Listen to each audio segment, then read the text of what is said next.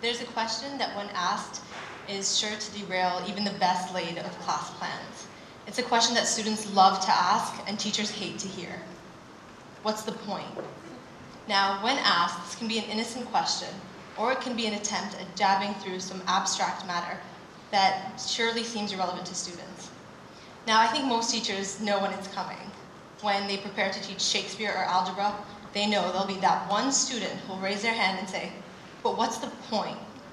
And teachers, I think, usually react in one of two ways. They either ignore that student, or they look at that student and they say, "Sometime in the distant future, when you've forgotten me, the world will present you with a problem.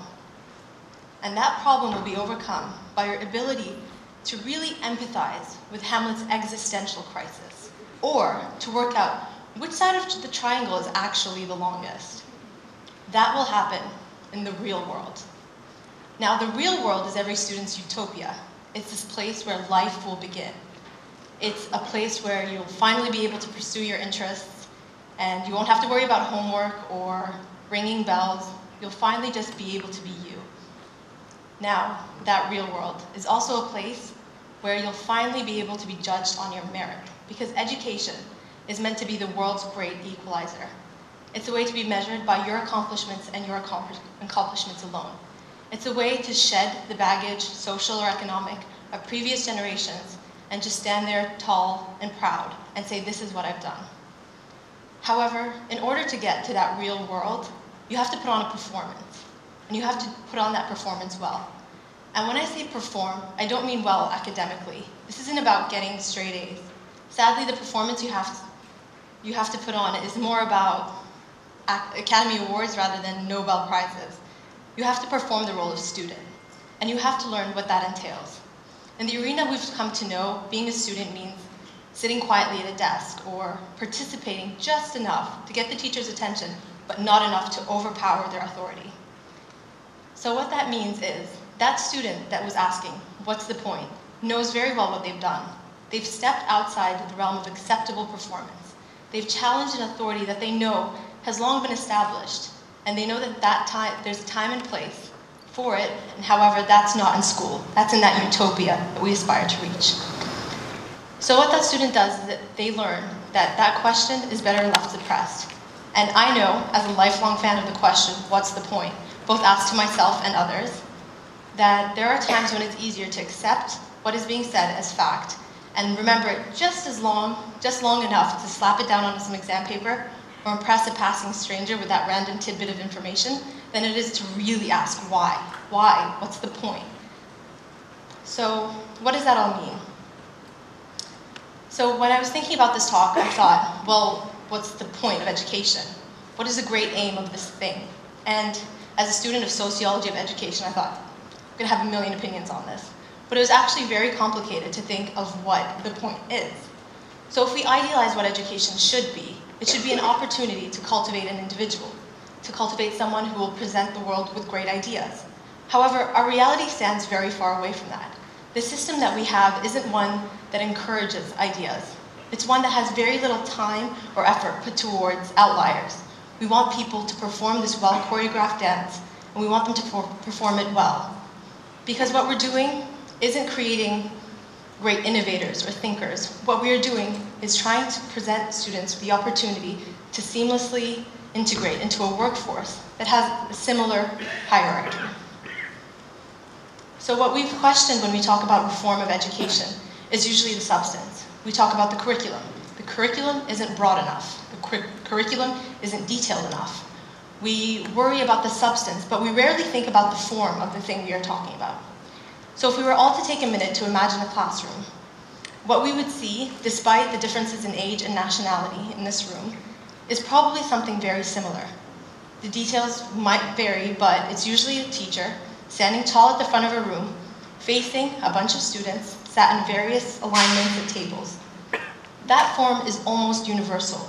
If we say that schooling is almost the most universal experience a person can have in our modern lives.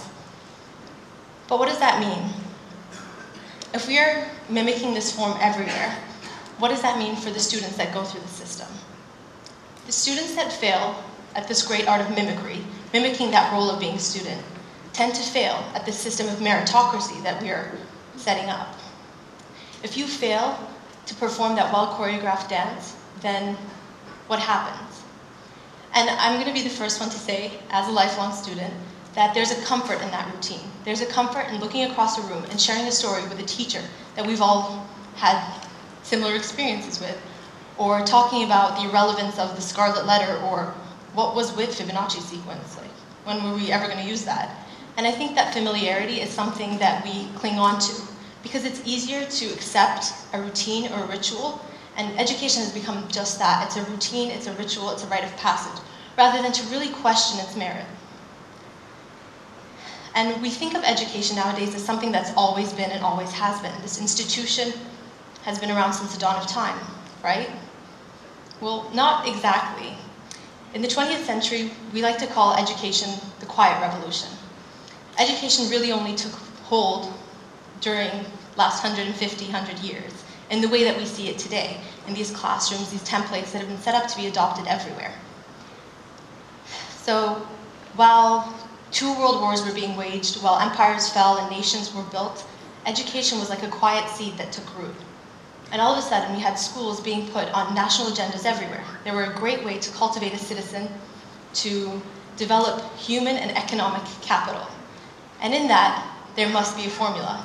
And that formula is the thing that undercuts our ideal, that we want students who will transition seamlessly into that role, undercuts our ability to innovate and question, because a formula has already been established. So, while this quiet revolution was taking place, the United Nations was also being established. And in their Universal Declaration for Human Rights, Article 26 stated that education is an inherent right for all citizens. Again, this meant universality. We needed to make sure access to education was universal. However, what we walked away with was a uniformity of education and not a universality. While we accept differences in dress and food openly and happily across the world, we are reluctant to do the same with education.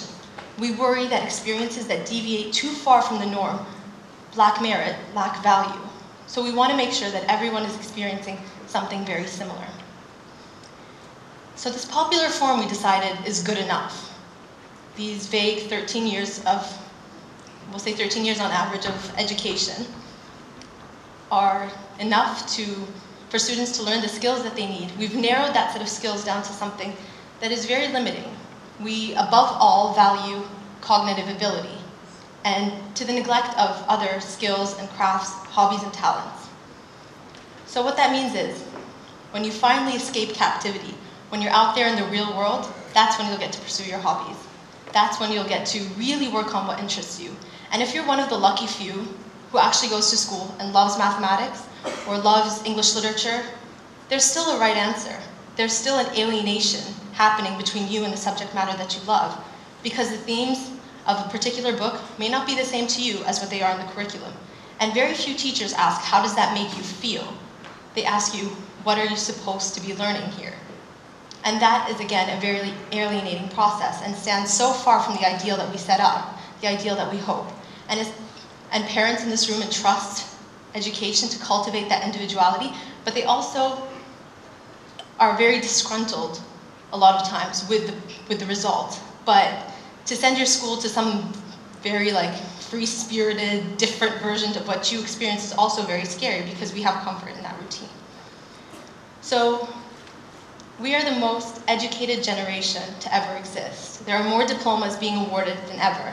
We on average spend more time in schools, and most people on the planet will have some time in a classroom, experience at a classroom that I just described. However,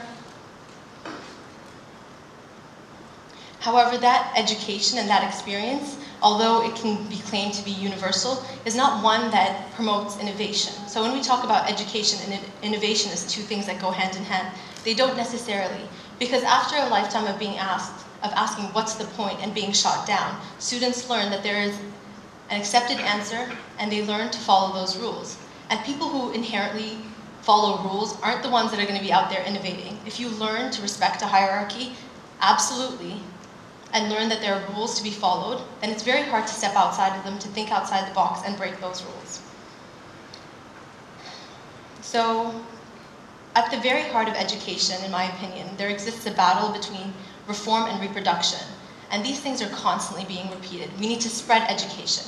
Education is the savior for developing nations. It's a cure-all for its ails. It's a way to get people out of poverty, to get them to move forward and think ahead.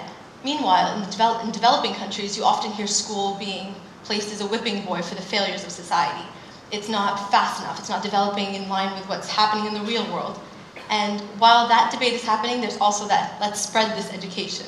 So the template is being torn down, but rebuilt in other places. So it's very hard to align those ideas with our expectations of what we want them to be. So we have to think about what we really want. What is happening when we talk about reform, and what do we strive for? So how do we reconnect reality with what's happening in school? How do we stop making schools a time-lapse simulation of what's happening in the real world? How do we give students dimension and humanity? How can we stop saying to students, you're tomorrow's leaders, and start giving them that power today? So I have a controversial proposition, and it goes against, I think, the trends of what's happening in the world today. I don't think more education is the key. I think perhaps less education is the key. And I mean education in the way we've come to formulate it. In Sweden, students start school at the age of 7. So while pregnant mothers around the world are clamoring to get their kids onto waiting lists of the top preschools in the world, they're telling their kids, it's all right, you'll get there at 7. And a lot of people will think they're doing their kids a great disservice. But maybe connecting with the real world and being able to identify your self-worth as something other than a student for a little bit longer isn't actually doing children any harm. Maybe learning to measure your self-worth, not by gold stars earned by sitting still in a chair or learning to hold an overlarge pencil correctly, but rather interacting with your environment, learning how to gauge change and emotions. And a lot of studies have shown that those children who start school at 7 are usually at the same level as the children who start at 4 or 5 by age 11. So they've managed to do the same while still engaging with their humanity and their society and their civilization, and really staying a part of this world that we put our lives on hold for. And while we put our lives on hold to enter that world with our diplomas in hand, ready to take it on, that world isn't doing the same courtesy for us. That world is not put on hold until we re-emerge into it victorious with our diplomas. It's ever changing and ever evolving. So maybe we need to reassess that disconnection. And I think if the goal of education is employment, then what we have is fine. I think, a few courses of algebra here and there, a few books here and there, learning to socialize in that way, it's probably enough to get most of us jobs. However, if we aspire to live in a world where people ask you, what do you live for, rather than what do you do to live, then maybe we need to rethink our ideas on education. Thank you.